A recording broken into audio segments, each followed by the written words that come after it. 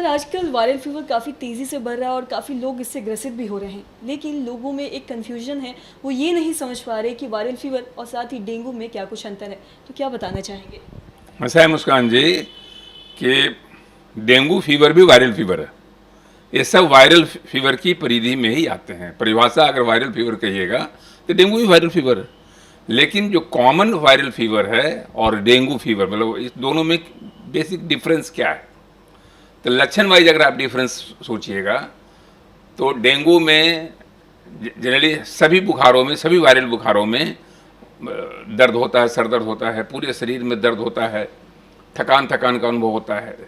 Dengue की खासियत यही है कि इसमें आँखों के पीछे वाला दर्द ज़्यादा होता है, जिसको होता है रेट्रो ऑर्बिटल हेडेक, यानी आँख के पीछे एकदम लगेगा कि बिल्कुल आँख निकल गया, बहुत कस के दर्द हो रहा है। सर में दर्द भी हो सकता है और रैसेस हो सकते हैं।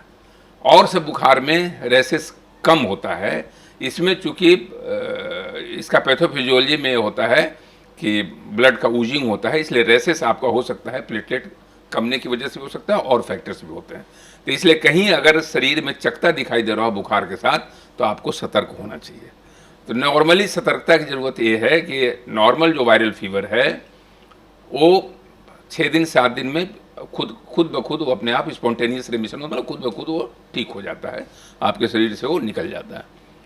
डेंगू भी होता है, लेकिन कुछ केसेस डेंगू के जिसको हम लोग कहते हैं हेमरेजिक डेंगू, जो कॉम्प्लिकेटेड डेंगू होता है, उसमें आपको हॉस्पिटलाइजेशन की ज़रूरत पड़ सकती है। तो आपको सतर्क रहना पड़ेगा।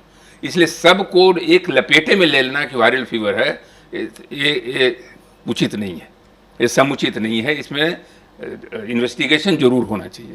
तो अगर आपको हाई फीवर है, आंखों के पीछे दर्द है, हल्का सा भी ऐसे दिखाई दे रहा हो, तो एक डेंगू का टेस्ट, एलाइजा टेस्ट जरूर करा लीजिए और साथ में एक सीबीसी का एक मामूली पता चल जाए कि प्लेटलेट काउंट कितना है। लेकिन कई बार लोग ऐसा है मुस्कान जी कि प्लेटलेट काउंट 10,000 भी घट गया, 20,000 घट गया तो इतने पैनिक हो जाते हैं कि परेशान से कोई बकरी के दूध के पीछे भागा जा रहा है, तो कोई पपीता के पत्ते के पीछे भागा जा रहा है।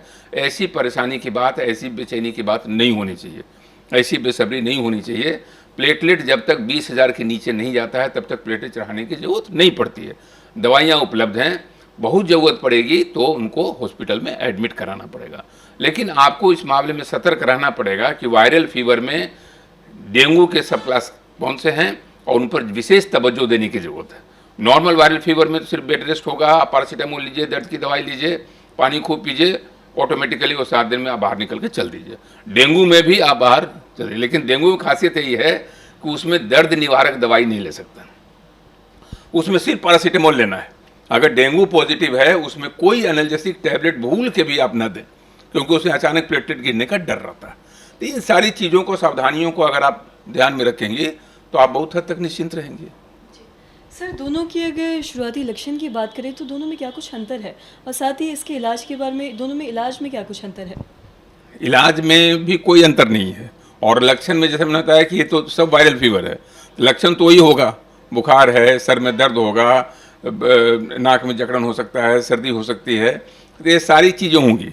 कुछ खास चीज़ों में अभी बताया कि जैसे आंखों के पीछे का दर्द होना, चाहे शरीर के अंदर रैसेस होना, ये सारी चीज़ें डेंगू में हो सकती हैं। जहाँ तक इलाज का सवाल है, डेंगू भी सेल्फ लिमिटिंग डिजीज है, जितने भी वायरल फीवर हैं सब सेल्फ लिमिटिंग डिजीज है। डेंगू में आपको सतर्क रहना पड़ेगा कि इसके आगे आने वाले क्रम में इसके जो एडवांसिंग जो फेजेज हैं, जो आगे बढ़ रहा है, उसमें कॉम्प्लिकेशन न करे। कॉम्प्लिकेशंस में इसका कॉम्प्लिकेशंस बहुत सारे हो सकता है, जैसे आपका ब्लड प्रेशर अचानक फॉल कर सकता है। हाँ, क्लासिकल डेंगू में तो कोई दिक्कत नहीं है, क्लासिकल डेंगू तो खुद ब खुद ठीक हो जाता है। लेकिन जो कॉम्प्लिकेटेड डेंगू होता है, जो हेमरेजिक, जिसमें ब्लड ऊजिंग होता है, तो उसमें रैसेस वगैरह होता है, ब्लड का कहीं निकलना, मुंह से खून आ सकता है, नाक से खून आ सकता है, अचानक आपका ब्लड प्रेशर ड्रॉप कर सकता है, उसमें आपको हॉस्पिटल का सहारा लेना पड़ सकता है। ये मुश्किल से 4 से 5% केसेस ऑफ डेंगू में इसकी ज़रूरत पड़ती है। तो अगर आप सतर्कता का दायरा अपना बढ़ाएंगे, वो जिसको कहते हैं सस्पिशन, हमेशा सस्पिशियस रहिए। कोई बुखार को सिर्फ वायरल फीवर करके उसको दरकिनार नहीं कर देना है, अपने संदेह के दायरे को विस्तृत कीजिए, बढ़ाइए, और बढ़ाइएगा तो ये सारी चीज़ें आएंगी और सारे लक्षण और इलाज सब आएंगे, तो आप भी महफूज रहिएगा, मरीज भी सुरक्षित रहेगा।